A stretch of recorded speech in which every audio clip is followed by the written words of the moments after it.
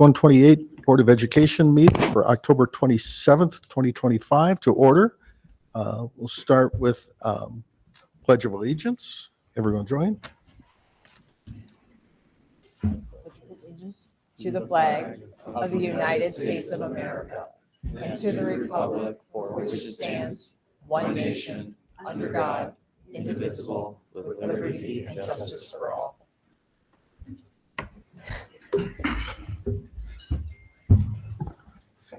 Okay, we'll start with the roll call. Nina Austin. Here. Jim Batson. Here.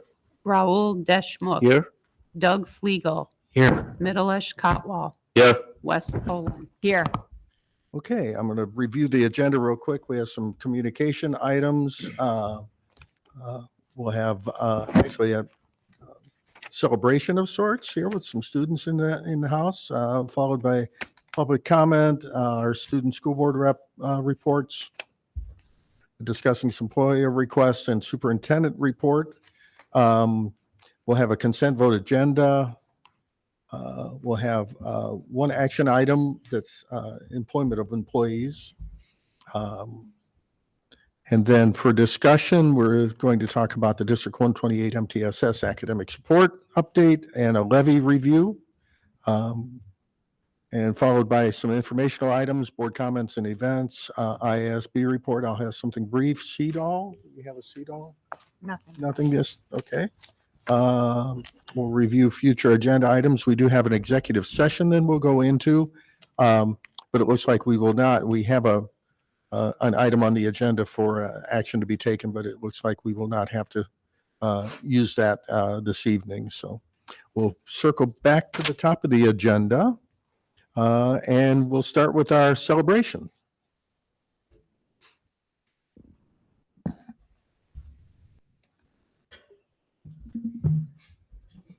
All right. Well, good evening, everybody. Board, thank you. My name is Andrew Young, the proud principal at Vernon Hills High School. And briefly, I'm sure many of you saw, we had an exciting weekend 48 hours ago in our women's tennis program. So I know Coach Gerber's here. I just want to quickly say this.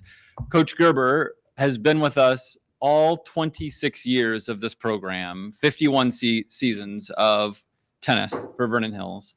And last year, we celebrated over 500 wins with his leadership at the helm of our programs.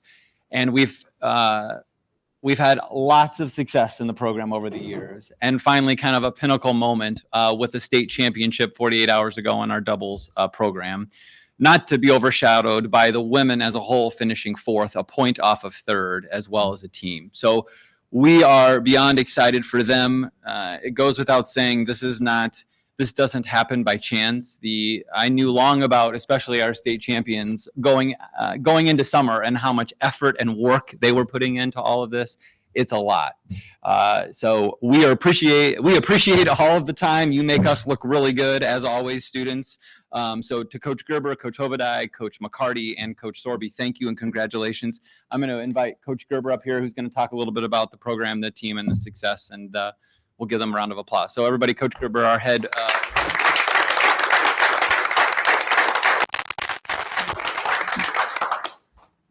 Thank you for that great introduction, and thank you, board, for having us tonight. First, I'd like to talk a little bit about the team before I get to our two players. The team was 11-4-1, and of course, the tie was with Libertyville, so we'll have to settle that one next year. Again, as Dr. Young said, fourth in state as a team, and as we had 8 seniors on the team, we found out tonight that all 8 will be scholar athletes for the CSL. Continuing with our tradition of having athletics and scholarship mean everything to this program. Some of the other individuals on our fourth in state team, we had Bella Ugelkoff, who went 2-2. She is all conference as of tonight. We had our seating or our end of season meeting tonight. Emma Jazz Butis finished the year at 25-5, 2-2 at state.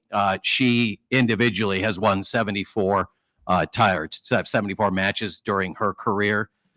She is also all conference and a CSL sportsmanship winner as well for our program tonight. So plenty of accolades still coming in here at the end of the season. Now we'll get to our two individuals, Paulina and Camilla. Paulina and Camilla both went 27-0 this season. They were undefeated. Paulina now has the most wins for the girls program with 88 career wins. She has been named all conference as of tonight. Camilla, of course, 27-0. They played doubles together all year. And she too is at least into the 70 win category as a player. The really fact that blows my mind is that in these 27 matches, they didn't drop a set. They did not have to go to a third set. And I think that tells you how strong this team was. These are the two best female athletes we've had in the tennis program.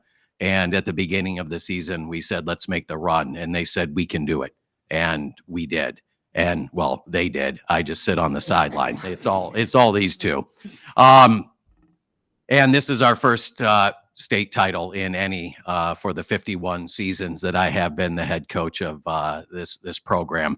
And there are a lot of people to thank. As you stated, Dr. Young, coaches Hovedai, McCarty, and Sorby, our AD, Justin Cooper, Dr. Young. It's nice to look out into the fans and see our admin.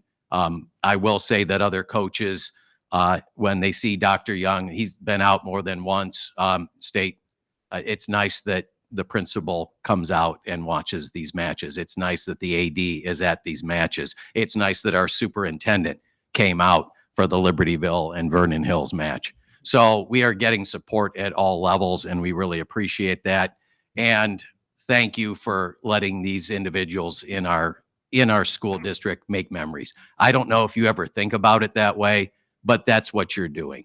You are creating lasting memories for these kids. They're never going to forget this. I'm never going to forget this. And you guys do this every year. So thank you very much from the girls tennis program in Vernon Hills High School. And for myself, Paulina and Camilla, thank you.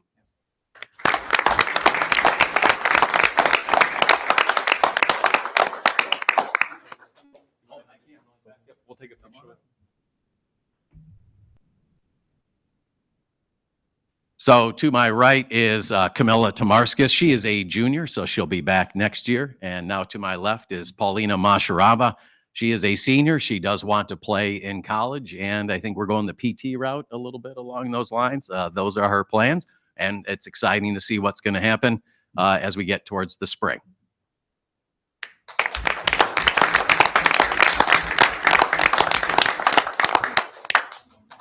So we'd like to take a picture. The two of us. Oh, okay.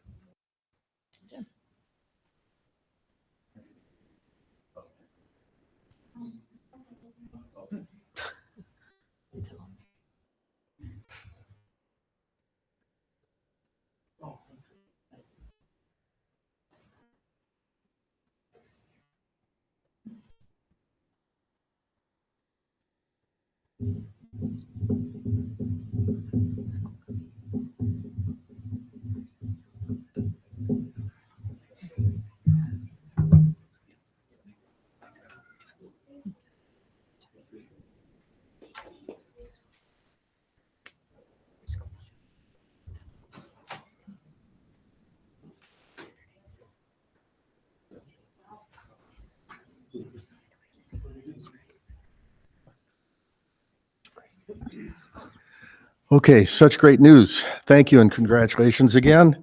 We'll move on. Next item on the communication part of the agenda is invitation for public comment. We had no one sign in. Is there, just in case, is there anyone that would like to speak to the board that didn't sign in?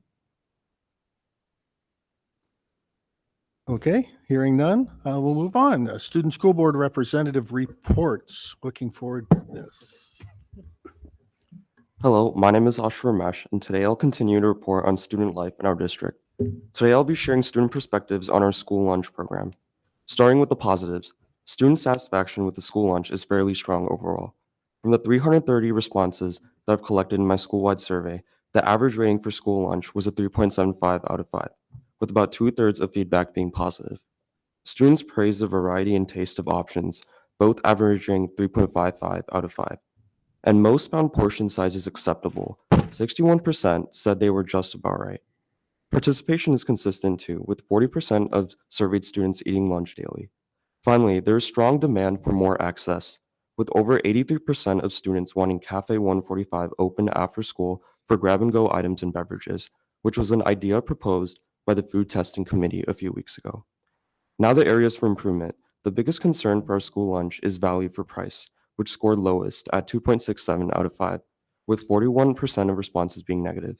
Healthiness also lagged at 3.19 out of 5, with 1 in 5 students rating it poorly. Operational issues matter as well. Only 24% of students said that there were enough options left by their lunch period's end, with 6th period and 7th period lunch periods especially noting a major lack of food options in the cafeteria, and just 40% of students felt they had enough time to eat after waiting in line. I specifically interviewed 3 students during 7th period lunch. While one of them noted that convenience of the vending machines in the cafeteria is amazing, the other 2 noted having access to almost no food options during the lunch period. Students suggest a few clear steps to improve these weaknesses. Address value by adding more affordable options and clearer price labeling. Improve access by staggering production and lunch so later lunch periods, including 6th period and 7th period, still have all the options available. Save time by speeding up lines during peak minutes and adding more grab-and-go options. And to boost healthiness daily with more nutritious lunch options, including vegetarian options with nutrition labels. They also requested to expand service with a pilot for Cafe 145 open after school. In short, students are positive about the variety and taste of our school lunch program, but want more action on value, nutrition, and access. With these targeted changes, the program can better serve everyone. Thank you.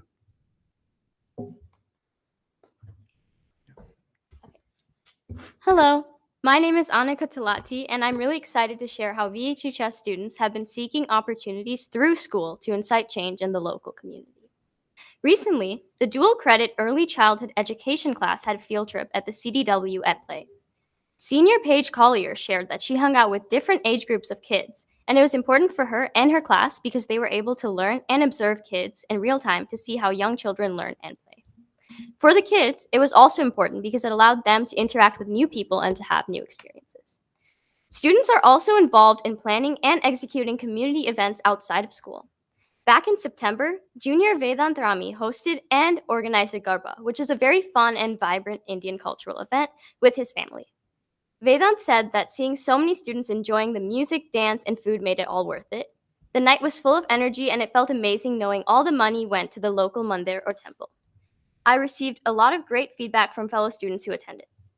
Another great opportunity for students to learn and gain relevant experiences is the Penwazi program at Advocate Condell. Senior Dia Rajan found out about it through VHHS and shared her interest in applying to the program. As a student who wants to pursue a career in the medical field, I chose to apply to the Penwazi program because it allows students to shadow healthcare professionals and get firsthand experience. I believe this program will help me discover what field of professions appeal to me and prepare me for a future career. Our students are always taking the initiative to go out into the community and expand their knowledge while positively impacting everyone they meet. Providing a database of local opportunities like volunteering and internships specifically to career-oriented clubs at school would foster even higher community engagement of the members. Thank you. Hello and good evening, members of the board. My name is Olivia Bush, and today my report will highlight 2 meaningful experiences that have recently taken place within our district: the Right Assembly for Freshmen and the D128 Darien College and Culture Tour. On October 9th, freshmen at Vernon Hills High School participated in a truly transformative experience. The day began in small groups where students discussed the Daring mission and took part in icebreakers and conversations about mental health and empathy, all led by senior leaders. After the morning session, the freshmen gathered in the auditorium to hear guest speaker Mike Donahue, unsure of what to expect. Donahue shared a powerful message about empathy, life's challenges, and walking in someone else's shoes. After his talk, several seniors shared personal stories tied to the right mission's pillars: respect, integrity, trust, and experience. Their reflections led into the open mic session, where the freshmen bravely shared their own stories of resilience, creating an atmosphere of connection. As a senior leader, watching the new class open up so vulnerably was inspiring. This event remains one of VHHS's most meaningful traditions, uniting freshmen and instilling values that shape their high school journey. Additionally, over a 5-day weekend, students had the opportunity to take part in the D128's Daring College and Culture Tour.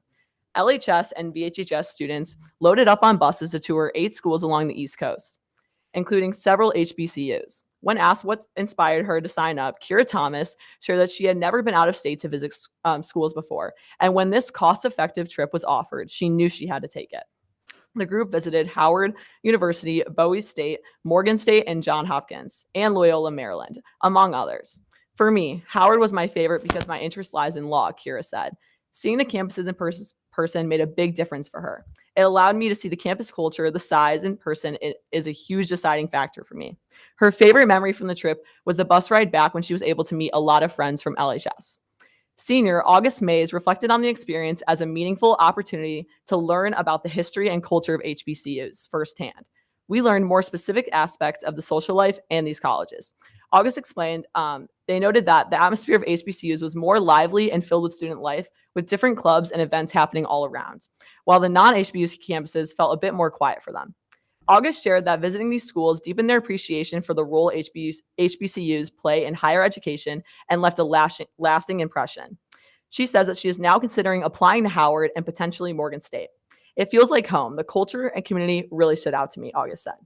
Both these experiences reflect the district's commitment to creating opportunities that challenge and inspire students, whether through a moment of vulnerability and connection at the Right Assembly or the cultural and academic exploration during the East Coast College Tour.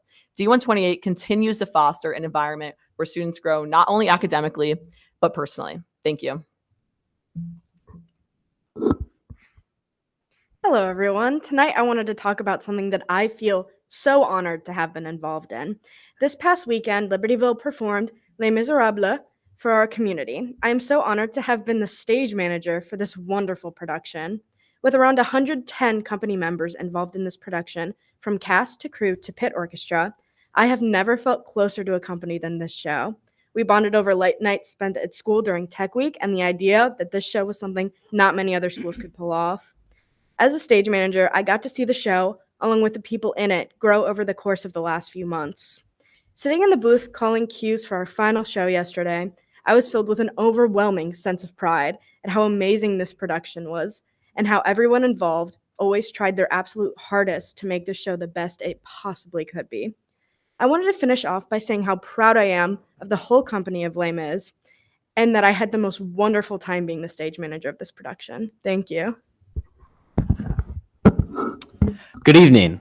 2.5 weeks ago, Libertyville and Vernon Hills celebrated Daring Day. At Libertyville, while sophomores learned about different career paths through a fair with local business partners, and juniors spent the morning taking standardized tests, the focus for freshman students was on community building and wellness. At LHS, freshmen spent the day immersed in Green Dot, our school's action-based campaign focused on preventing bullying, sexual assault, and dating violence.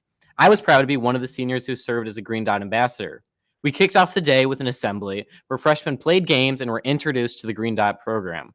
Afterwards, we joined them in the classrooms where our teachers led powerful lessons explaining the importance of the Green Dot program, how each of us can help to combat bullying, sexual assault, and dating violence. I was truly impressed by the freshmen' maturity, respect, and engagement.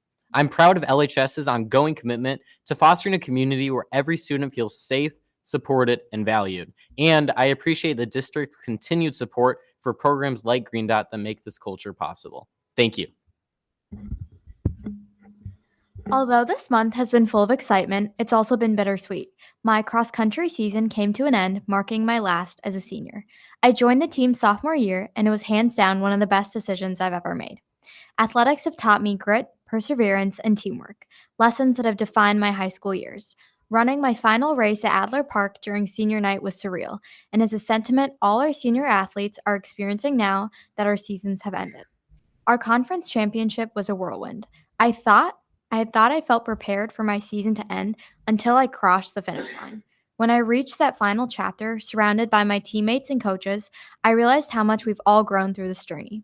It's been inspiring watching my teammates improve both as athletes and friends throughout the season. I'm deeply appreciative of the opportunities LHS provides our athletes where we forge bonds that will last a lifetime. Thank you. Thank you so much. we always learn so much from all of you. So yeah, appreciate your feedback and comments. Moving on, we have a few FOIA requests listed here for the board to see. Then we have superintendent's report. Good evening, Board of Education, members of the community. 18 Libertyville High School students and 27 Vernon Hills High School students were selected to perform in the ILMEA District 7 festivals. District 7 includes Lake County, Northern Cook County, and Eastern McHenry County with participation from over 100 high schools. Following October auditions, top students on each instrument and voice part were chosen to perform with the District 7 choir, band, and orchestra in November. Outstanding performers from each of the 9 ILMEA districts will advance to the ILMEA State Festival in January. This is the highest individual honor for high school musicians. We're very proud of our talented D128 students and look forward to celebrating those who advance to state. The Libertyville High School Library is one of only 26 school libraries in Illinois to receive a $2,000 Feed Your Need grant from the Association of Illinois School Librarians and Library Book Selection Service Endowment Fund. This competitive statewide grant supports the purchase of new books or ebooks to update specific areas of a school's collection. LHS librarians Clear Green and Melissa Albin secured the grant to expand the LHS graphic novel collection, part of a broader effort to strengthen the school's culture of reading. Research shows that recreational reading enhances mental health, empathy, and critical thinking, which are key components of D128's Daring Mission. Congratulations to the D128 graduates named recipients of the 12th Annual Alumni Achievement Awards presented by the Foundation for Learning. Nicole Tatani Melendez, graduate of Libertyville in 1995, and Nia Powell, who graduated Vernon Hills High School in 2014, will be honored at the Foundation's big event on November 8th. I would also like to welcome representatives from the Foundation to join us now to talk a little bit about this upcoming event. And so here we have Erica Rendell and Diane Phillips for the Foundation for Learning. Thank you so much. My name is Erica Rendell, and I am a proud Vernon Hills High School parent and the chair of the D128 Foundation for Learning. Thank you for just a few minutes of your time. We wanted to come and, one, make sure everyone was aware of what the foundation does. Our mission is very simple. We want to support success for all students at Vernon Hills High School, Libertyville High School, and transition pathways so that everyone can have innovative learning experiences and that all of their needs are met through their high school career. We do that by focusing on 3 key programs, our Daring Innovation Grants that go into classrooms to drive innovation above and beyond the school's annual budget. We provide resources to students in need, and we support seniors with scholarships. Good evening. Thank you for the opportunity to talk about the foundation. My name is Diane Phillips, and I am the executive director of the foundation. And the slide that you see behind me highlights the foundation's financial commitment to District 128 since it was founded in 2007. Looking at the pause, the blue pause summarize what financial commitment we did last year. We had $46,000 that we donated back to the schools. As Erica mentioned, in the form of innovation grants, $20,000, 11 grants that were funded. We have 10 scholarships that we give to our seniors, 5 at each campus, and $18,000 was given to our students in need. At the orange paw, makes me very proud. Since 2007, we've given over $655,000 back to the school. $486,000 was given back in the form of grants and projects. 219 Daring Innovation grants, 36 scholarships, and something that is increasing every year, the need, but we've given $148,000 back for our Students in Need project. So all of this fundraising has to happen somewhere so that we can give this money back to our schools and students. And that happens at our biggest fundraiser of the year, the big event. So we are coming up on our 12th annual big event Saturday, November 8th. It's from 7 to 11 at Austin's Fuel Room. We have a live band. It's actually a alumni parent band from LHS called Sideways. They're fantastic. They played last year. We have a paddle raise. We have a silent auction. And all of that money goes into those 3 programs that we talked about at the start. The funds that we raise next 2 Saturdays from now will be the money that we are able to give back in the most part. So we invite everyone in the D128 community to come join us. If you can't be there in person, you can donate to the foundation online. The QR code that's here will get you to a link to purchase tickets as well as donate. Thank you very much. Thank you. Thank you so much. It's a great event. Attended it many times, and the band is really good. As a musician, I really appreciate the band. And who knows, they might have a guest artist set in for a couple numbers. Moving on. Consent vote agenda. Does any board member have any items that you would like to pull from the agenda? Okay, hearing none, can I have a motion to approve the consent vote agenda as presented? Poland, so moved. Deshmukh, second. Okay, any questions, comments? Roll call, please, Carol. Austin. Aye. Batson. Aye? Deschmok. Aye. Fliegel. Aye. Cotwall. Aye. Poland. Aye. Motion passes. Next, for action, we have an employment of employees report. These were items that came in after our Program and Personnel Committee earlier in the month. So listed here, can I have a motion to approve the employment of employees? Poland, so moved. Fliegel, second. Any questions or comments on this? No? Okay, roll call, please.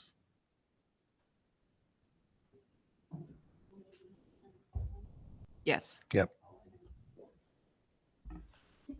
Batson. Aye. Deschmok. Aye. Fliegel. Aye. Cotwall. Aye. Poland. Aye. Austin. Aye. Thank you. Motion passes. We have a couple discussion items here. We'll start with the District 128 MTSS academic support update. Dr. Clint. Yes, well, thank you very much.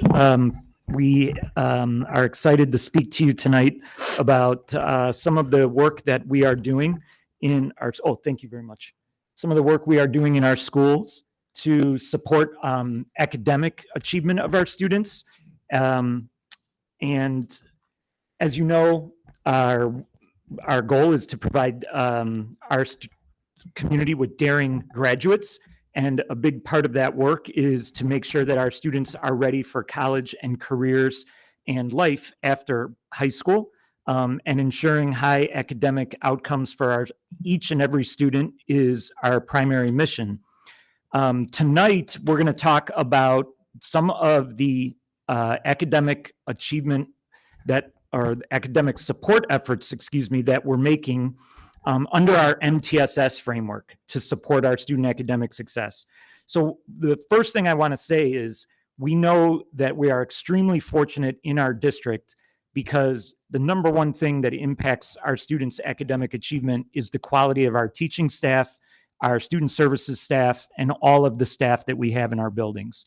And our teachers and our staff come to work every single day, invested in our students and working very hard to develop their academic skills, provide for them a great experience. I'm going in and out, aren't I? Okay. Tonight, we're going to focus specifically, though, on the Tier 1 and Tier 2 programs and efforts we're making under our MTSS umbrella. We're going to talk about what we've implemented. We're going to talk about how it operates, and then some of the early results that we're seeing at this point in the school year.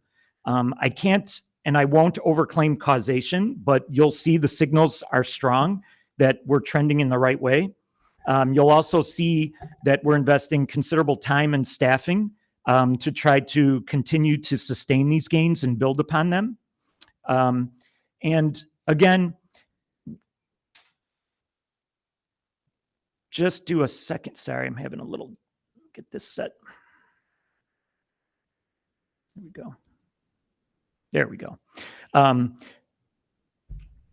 So just want to explain that what MTSS is, because it's something that is said a lot in different school settings, but often misunderstood.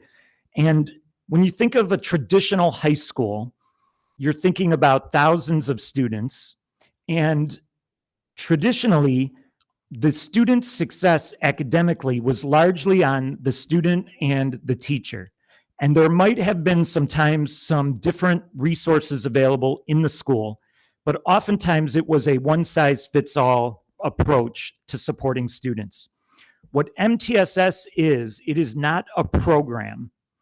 MTSS, multi-tiered system of support, is really an operating framework for the school. It's an operating philosophy. And what it does is it says, how do we as a school system create a model, a framework for operating where each and every student can get the support that he or she may need at the level that he or she may need it.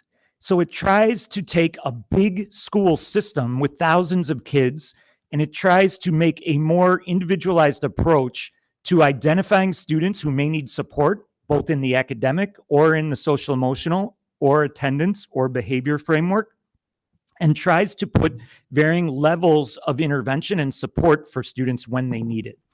So tonight, I'm going to talk about MTSS, but I'm really only going to focus in on the academic side of the work that we're doing, and I'm going to focus in on what we call Tier 1 and Tier 2. Tier 1 are the universal core instructional approaches that all of our staff make for all of our students. This is kind of our sort of routine operating. The way that when you come to LHS or Vernon Hills High School, these are the main things that we do to support each and every student and help all students be successful.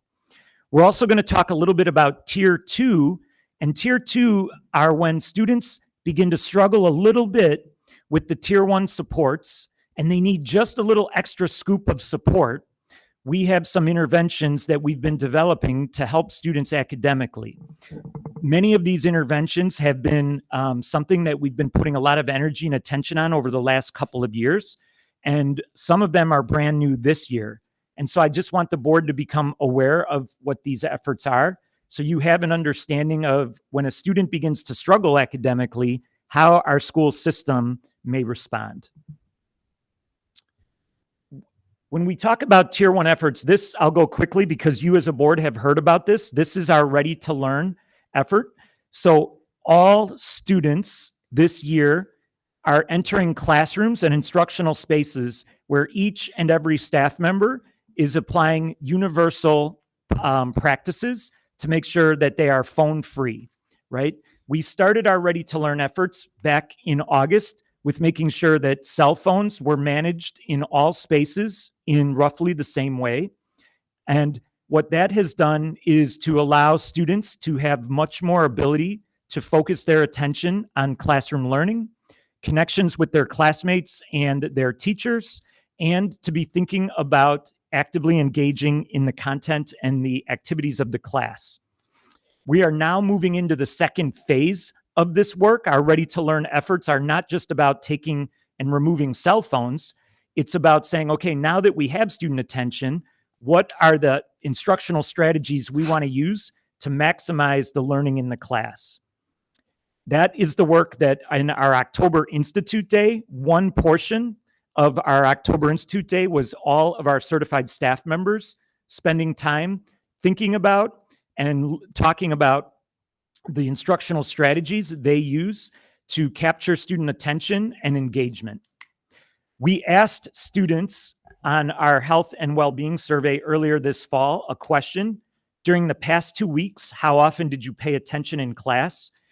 We have historical data on this question, and it goes back a couple years. We see that going back a few years, that students would answer that favorably about 60% Last year it was 72%. We see a 17% increase in the favorable responses to that question, where 89% of students reported favorably of paying attention in class over the last 2 weeks. So we can't necessarily say this is all directly related to our Ready to Learn efforts, but this data is certainly very positive and exciting for us to look at. Also, when we talk about Tier 1, again, talking about things that are available to all students and that support all students' learning, we have two major efforts that we're making to help raise student achievement across our system. One is trying to ensure that all students have access to rigorous courses. So that may be in our college prep curriculum, that may be in our honors or AP or dual credit curriculum, but it's helping students identify where they're at and helping them take calculated challenges about where they're going to grow their skills, because we know that we grow through challenge. And so we want to help raise the amount of students who are entering rigorous courses. But we know when students are taking challenging courses, they also may need support. And so we're finding ways to bring academic support into the classroom setting. The way that we're working on many of these efforts is through our co-teaching and inclusion facilitation.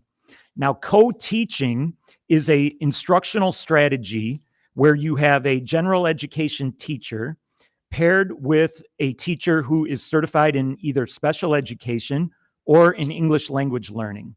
In a co-teaching class, you have a college prep curriculum that is the same course taught at the same level as all sections of that course, but you include the extra teacher in the class to help support the needs of students with IEPs or students who are still developing their English language proficiency. The inclusion facilitator is a certified teacher who has expertise in supporting the inclusion of students, mostly with specific learning needs through their IEPs, into gen ed courses. And like an instructional coach, the inclusion facilitator meets with teachers, helps them learn about their unique students, and helps them develop strategies for their teaching and their assessing of kids in their room, so that students with diverse learning backgrounds and needs are able to have more success in those gen ed environments.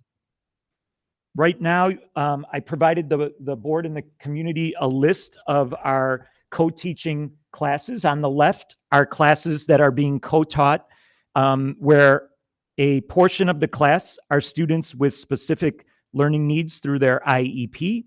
And we have a special education teacher providing specially designed instruction to support those students, while we have a gen ed teacher providing the high levels of content and instruction.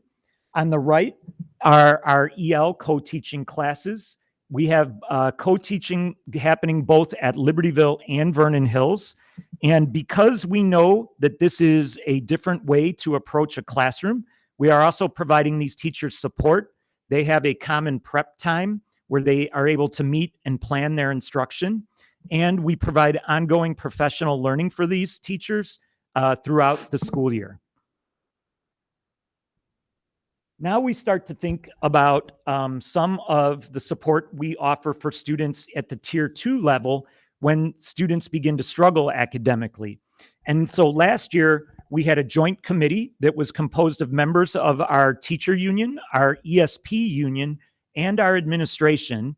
And we spent a considerable amount of time looking at the MTSS model, looking at the practices we had in our district, and talking about the things we could do to enhance and strengthen our model.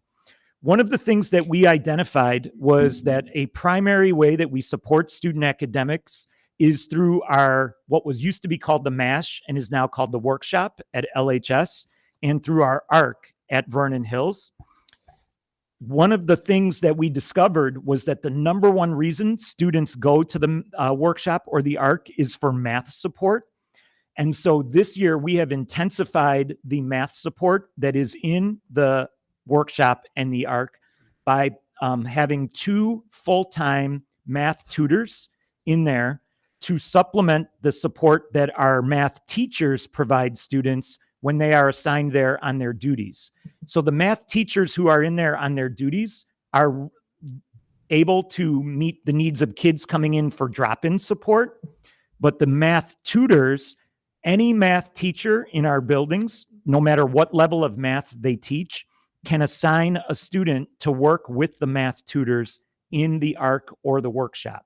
So this is a way for students to get individualized or small group support when their math questions go beyond the simple just, I need to meet with my teacher to ask a quick question. This is a more sustained and focused approach to math tutoring. We see some of the numbers that are in place for the students who are seeking that support and being assigned by their teachers to have that tutoring. Another step that we took was to develop 3 interventionist teachers at each high school. So there's one in English, one in math, and one in science. And this is new this year.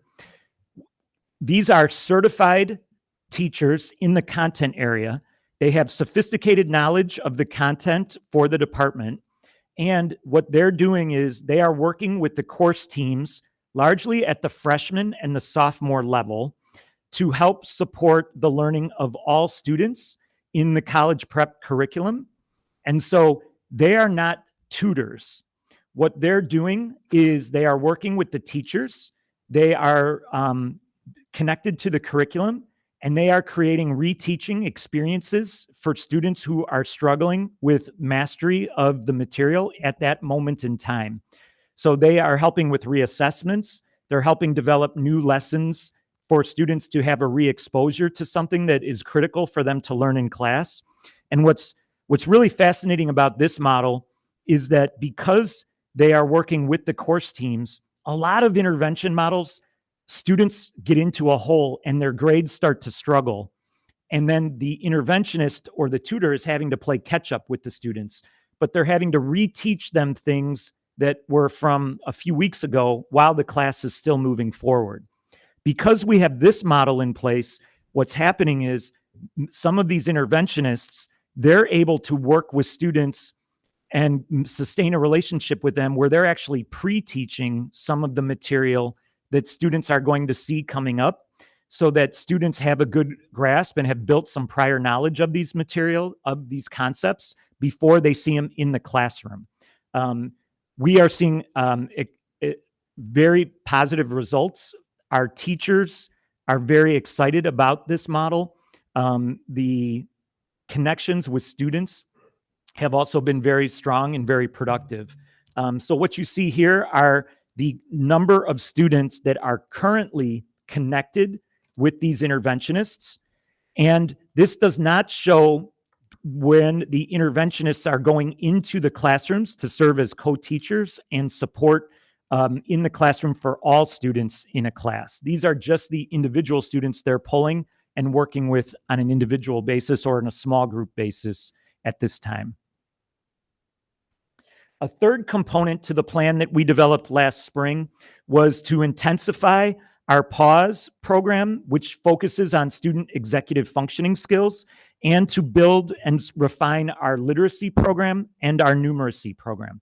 So these are tier 2 interventions, because what these are is when a student is struggling with some of their executive functioning skills, things like organization, study habits, kind of planning, they could be assigned initially to an executive functioning coach.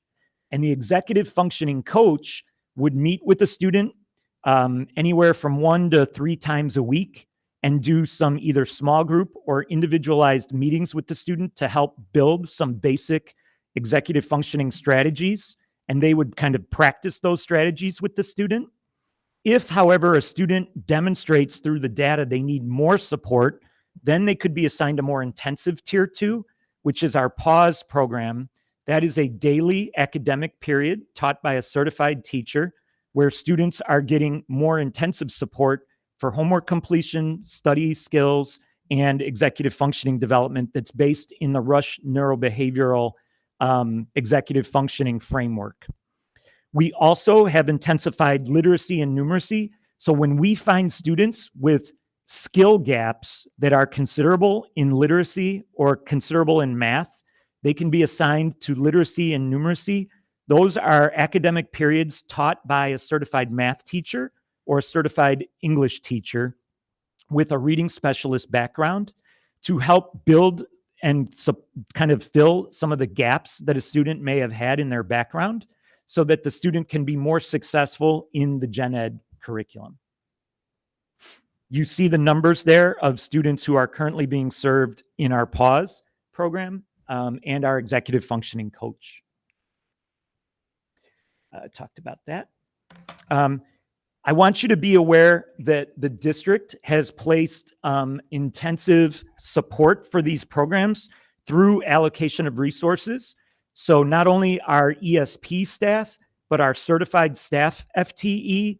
And we see that we've got an attempt to try to have these resources available for students before school, all the way during periods 1 through 8 for students at both of our buildings. And we're really, again, trying to build out a full system because remember, all of our students come to us with very different backgrounds and different experiences and different needs.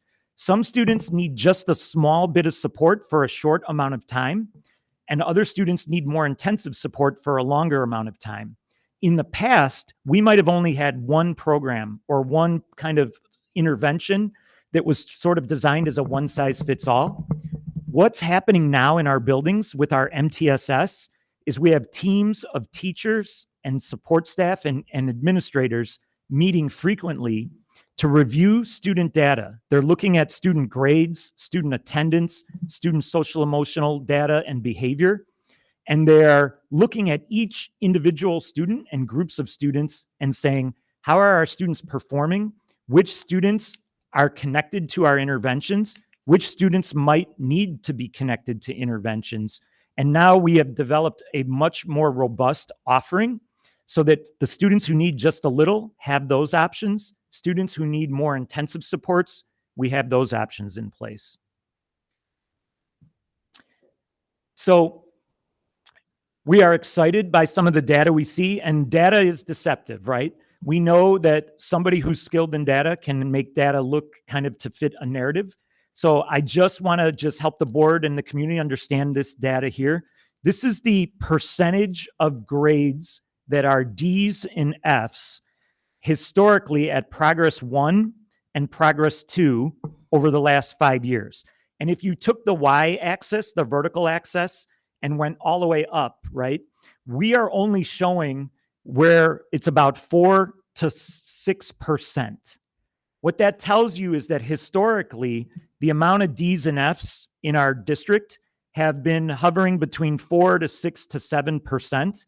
So that means 93 to 95% of our grades are A's, B's, and C's, right? So the vast majority of our students in the vast majority of our classes are earning A's, B's, and C's. However, what we're excited about with this data is that when we look at the historical trends and we look at Libertyville and Vernon Hills, at Libertyville, right now in Progress 1 and 2, we see the lowest percentage of D's and F's than we've seen in the past several years. And at Vernon Hills, we see a lower percentage of D's and F's than we saw last year. And so again, we haven't done a study to say this is the exact causation for this, but this is certainly an exciting trend for us and something that we want to commend our students for doing excellent work and for our staff. And we believe our system as a whole in terms of connecting students to support that is supporting academic achievement. With that, I would take any questions. Questions, comments from the board? I have a couple. The first question is regarding this MTSS. So you did touch upon it, but how and when do you identify students who would be in need, and what time in the semester do we pick up on that information to provide more intervention to the students? Yes, so we have what are called our intervention teams, and those teams meet frequently. Is it weekly or is it bi-weekly? Teams meeting every other week.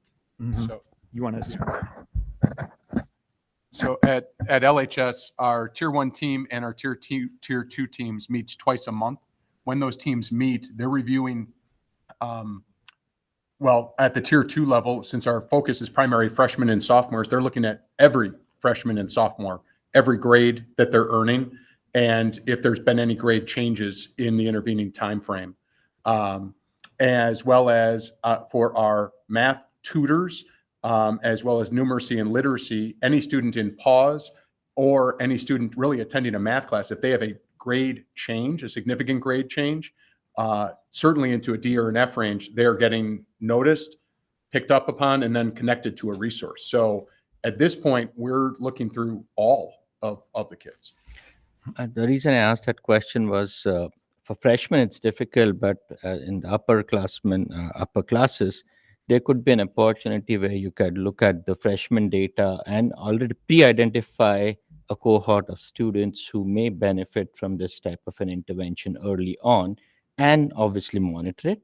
But that could be more effective way of trying to see, okay, we are providing intervention right from day one, and this can avoid that catch up that you talked about, that sometimes students fall behind and then you have to figure out a way to bring these students at the same level.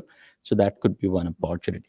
The second question I had was on that component 1, slide 8, I believe. There is, I didn't really understand that slide, and there's a huge difference between LHS and BHS, the numbers. So I got curious about it. Yeah, we caught that too. Oops, whoa, all of a sudden I sound very loud. We caught that as well.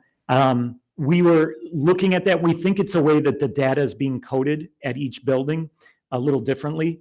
So we think at Vernon Hills, they're recording all of the students who have come into the MASH for the support in math.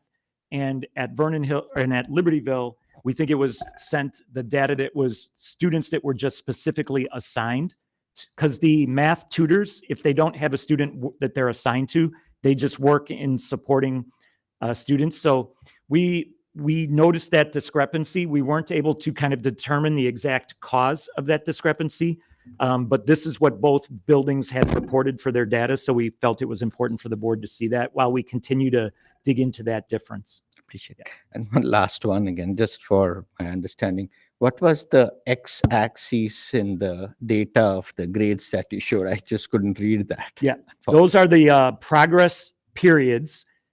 So progress 1 is like the midpoint of first quarter. Progress 2 is the end of first quarter. Progress 3 is the midpoint of second quarter. That's what we're coming up to now. Progress 4 would be the end of first semester. Progress 5, midway of third quarter. Progress 6, the end of third quarter. Progress 7, midway of fourth quarter. Progress 8, the end of second semester. So this shows, it shows the high point historically, right? That's what we call FARCH. That's February, March, the winter doldrums, and that's when we see the highest percentage of D's and F's.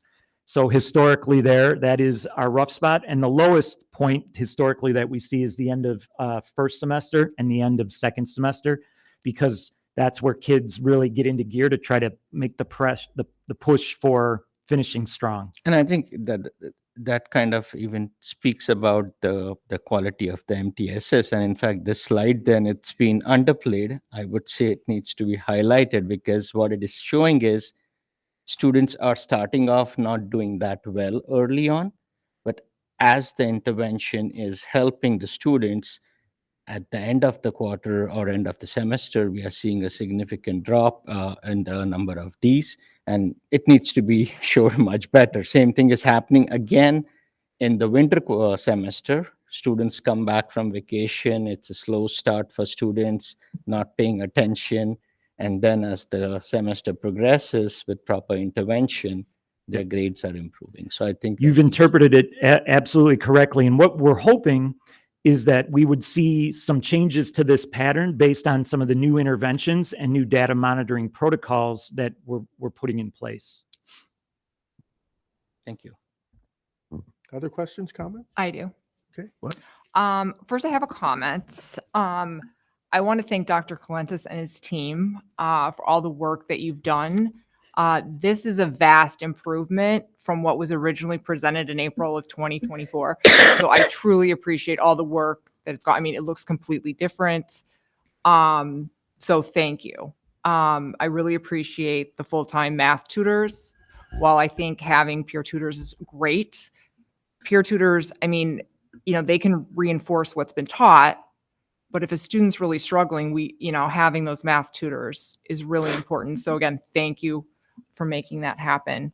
To touch on kind of what Raul was asking about, the breakdown by class, or grade, I guess, I would be interested in seeing that, just to know as far as like our freshmen, especially when we're doing articulation with our feeder districts and finding out, which students are coming in, if there's schools that are preparing students more or less, because I think it's really important that we share that information with our feeder schools, because we want as many kids coming in ready to learn, ready to be successful on day one of their freshman year. Because, is it, like with the executive functioning, is that primarily freshmen? Are they just trying to, figure it out? Because there's a huge learning curve in ninth grade.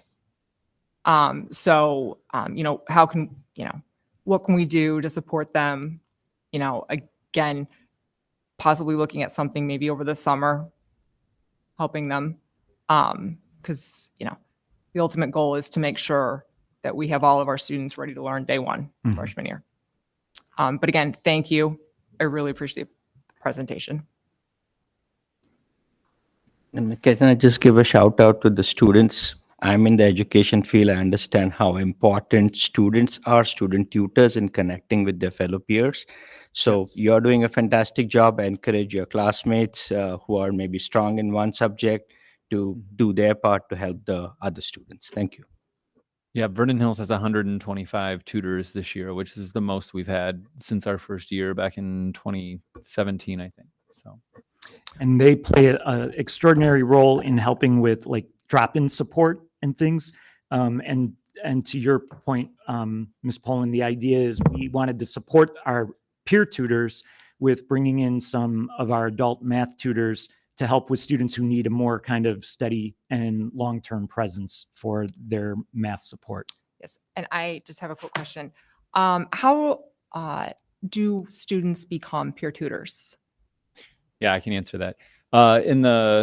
As part of the course selection process, teachers have an opportunity to recommend students, as many as they want, as part of during that same process in January and February. And so we kind of take that preliminary list of students and invite them to a meeting in March, just to kind of let them know what the program consists of, what our expectations are for them, how we're going to train them, onboard them, what the time commitment looks like that following year.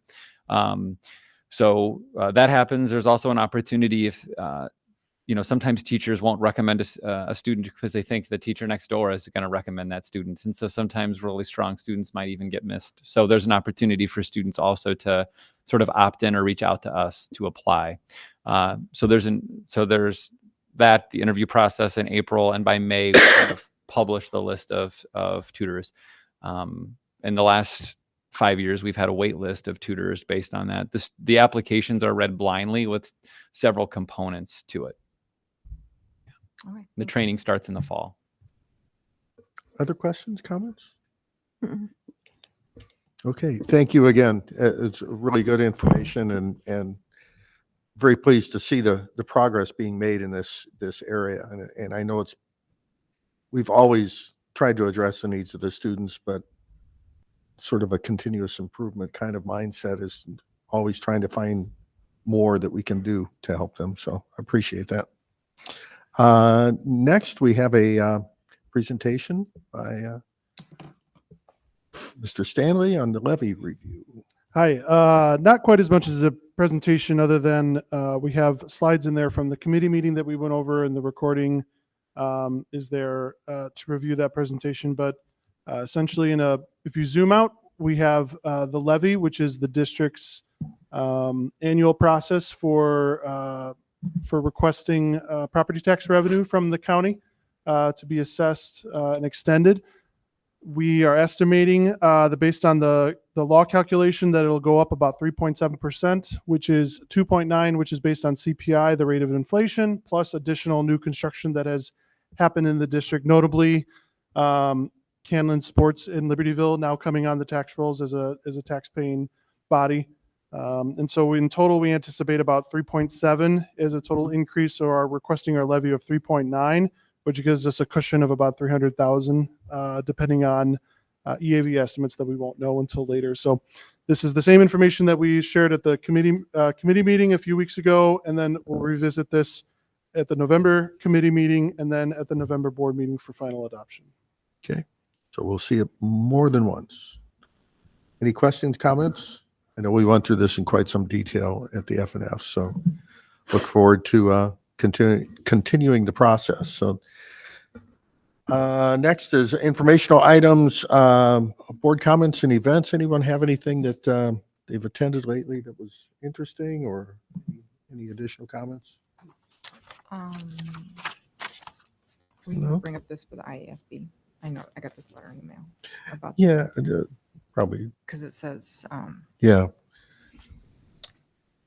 so this is just a board member update from IASB. I'm sure you all received this letter in the mail about taking a survey regarding their strategic plan. Because it said in here, I also ask that you make sure other members of your board are aware of this process and take the time to respond to the survey. So they want us to respond. Yeah. So that a couple things with IASB. That thank you for that. I've been out of town, so I haven't looked at my mail lately. But I did know that IASB is embarking on a strategic plan process. So they're interested in any information that feedback that you can provide, that we can provide as board members to the Illinois Association of School Boards. So that's the group that helps support school boards across the state. The other note there is we had mentioned and passed out at a prior meeting the resolutions committee report, including some resolutions for this year. I am your representative, so we'll be voting on those at the joint conference later in November, but we've put that on the agenda item. We'll see that on the future agenda items for the PMP committee meeting coming up in a few weeks. So we'll be able to look at those in some detail to be able to review those and get your feedback on, agreement to what I should be supporting. So that's IASB. We had nothing for CEDAW. The future agenda items here, as you see, mostly for the upcoming committee meetings. We do have an executive session, so we'll be moving into executive session for the purposes of to discuss selection of a person to fill a vacancy on the school board. That's 5 ILCS 120/2C3, as well as the placement in individual students in special education programs and other matters relating to those individual students. That's 5 ILCS 120/2C10. So can we have a motion to move into a convene executive session? Poland, so moved. Kotwal, second. Okay. Any questions, comments? Roll call, please. Deschmok, Aye. Fliegel, Aye. Cotwall, Aye. Poland, Aye. Austin, Aye. Batson. Aye. Okay, we'll move into a closed session. And as mentioned before, I don't anticipate any action after this. So thank you for attending and good night.